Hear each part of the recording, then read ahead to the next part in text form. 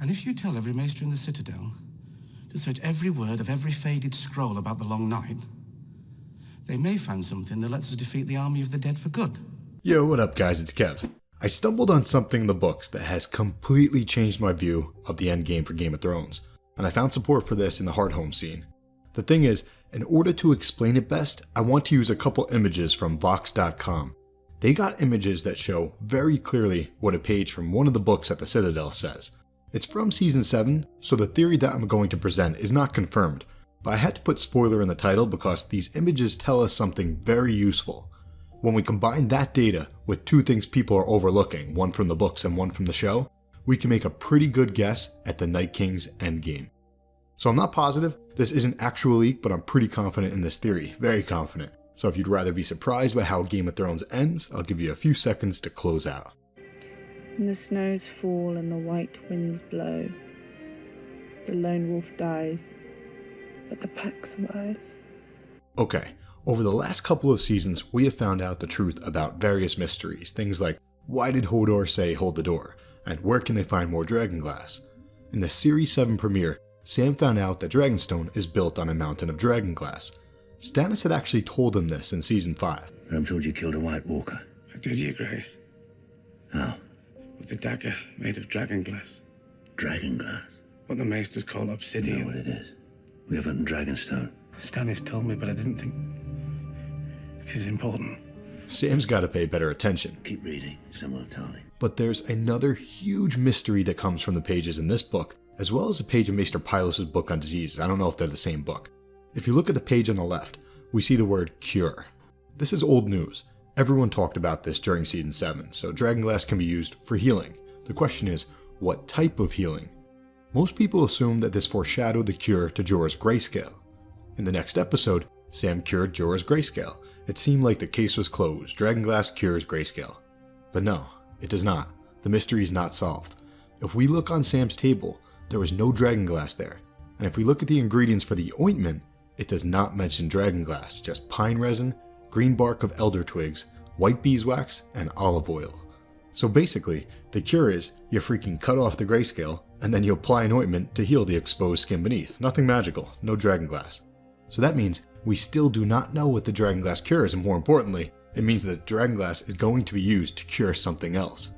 Here's where it gets interesting. In the books, when Stannis tells Sam that Dragonstone has Dragonglass, he told Sam that the majority of the Dragonglass was black, like we know. But there was also green, red, and purple. Green, red, and purple Dragonglass. Other colors, 3 other colors. Sam then flips a page and we get back to the part about the cure and treatments. And we also get words like ostentatious, arcane, and comments like, whatever the case, there are even tales, as well as discount the harm to the gullible, better spent on practical treatments. Basically, this type of wording is skeptical. I put very little stock in it myself. Prophecies of doom are never in short supply, especially when winter comes. This type of wording is very prevalent in The World of Ice and Fire, a book written by a maester. This type of wording usually coincides with the discounting of something as fantasy, as a story for children, when we know it to be true. When it comes to the higher mysteries, magic, the maesters are often wrong. So let's put this all together. We were given a clue that Dragonglass is a cure. Then we were misled to think that it was part of the cure of grayscale, when in fact it's not. We know from Stannis in the books that there are at least 3 other colors of Dragonglass, and check this out. We see one of these additional colors at Hardhome. This looks blue to me, so maybe it's a 4th color, or maybe this is actually green. Come on! Dragonglass! Fuck the glass! We're gonna die here! Unfortunately, Dolorous Ed does not let Jon run back in to grab it. So we've got 2 questions.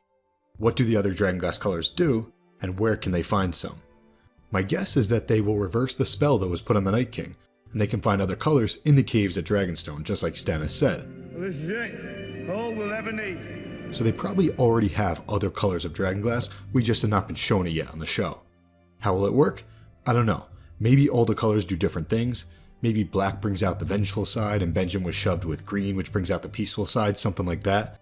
Or maybe red, purple, and green are all needed to reverse the spell of the black Dragonglass. So how will it go down? I don't think the Night King asks for help, and I don't think they convince him to let them heal him. I think they will find out the hard way that Valyrian steel does not work on him, that black Dragonglass does not work on him. Violence is a disease. You don't cure a disease by spreading it to more people. You don't cure it by dying either. Then Sam reads this passage on the left page and thinks, well, maybe we can heal him. Pretty cool, more peaceful resolution to the end of the story.